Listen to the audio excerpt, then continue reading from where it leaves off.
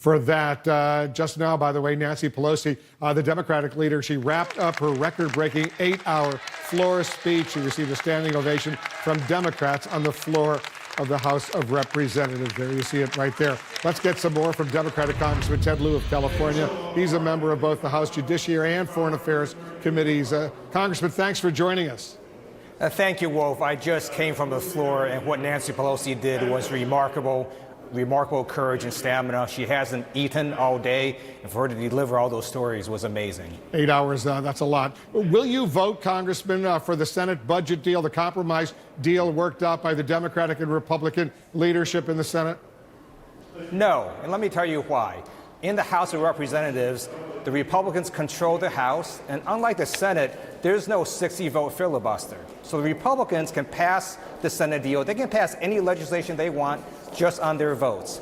But if they want my vote, then they need to negotiate with us. And one of my reasonable requests is a fix to DACA so we don't deport 1.8 million people. And if they don't, they can pass it by themselves on their own votes.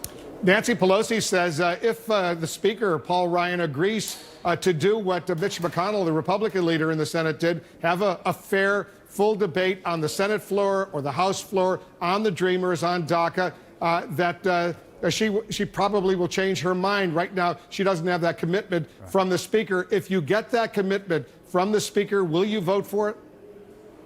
I likely would, and let's think how ludicrous this is. Speaker Ryan won't even allow a debate on DACA, won't even allow us to just cast votes on legislation that is bipartisan that could address this problem. And it's because Speaker Ryan's position is so absurd and so extreme that many Democrats don't want to vote for this bill right now. But if he agrees, you'll vote for the legislation. There's a lot in the legislation, the Senate version, that Democrats wanted: major disaster relief for Puerto Rico, for example, community clinics, a lot of funding for community clinics. The debt ceiling gets raised. There's a lot of important information, important benefits that you want. Why continue to lurch month to month with continuing resolutions if this isn't passed?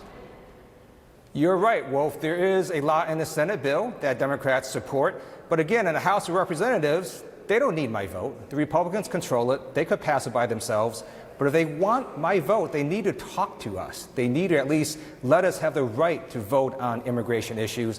And really, deporting 1.8 million people who were brought here as children, that is cruel, and this is something that is worth fighting for. If it does pass in the Senate, clearly will pass in the Senate tomorrow, then passes in the House of Representatives. The president just tweeted he wants Republicans to support the Senate bill. He says the budget agreement today is so important for our great military. But if it does pass tomorrow, are you still worried that even if the Speaker makes a commitment to let there be a full debate on the House floor on the future of the Dreamers, that it might not pass the Dreamer legislation? They could be in trouble.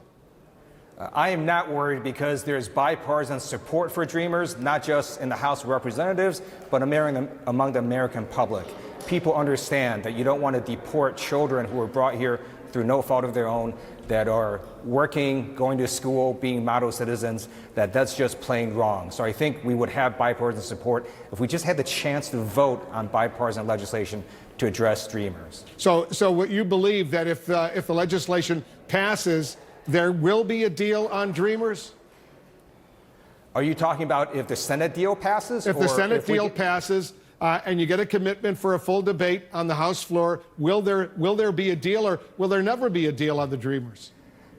If Speaker Ryan makes a commitment that we will have full debate and a chance to vote on legislation to address Dreamers, then I do believe there will be a deal, because you will see very quickly that there is large bipartisan support to fix the issue for Dreamers. All right, let's talk about another sensitive issue that has come up. What do you make of how the White House has handled the allegations of physical, verbal abuse by a senior White House staffer, the staff secretary, Rob Porter, who announced today he's resigning?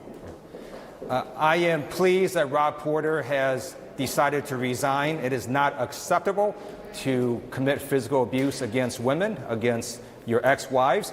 I am disappointed that Chief of Staff John Kelly continues to say Rob Porter is a man of integrity and honor. I think John Kelly needs to reevaluate what he said in light of the horrific pictures, in light of the overwhelming evidence that Rob Porter committed physical domestic violence. Are you concerned that he had access to classified information, even though these accusations preventing him from getting full security clearance? So we are trying to confirm whether or not he had a security clearance. Some of the public reporting suggests he did not. And this is another example of the White House not taking security clearances seriously. There's no reason Jared Kushner still has a security clearance. He's been on a temporary security clearance for a very long time because he lied on his security clearance forms. He lied on his financial disclosures. So the White House just doesn't take this issue very seriously. But in terms of Rob Porter, we just want to confirm he, in fact, didn't have a security clearance. Congressman Ted Lieu, thanks so much for joining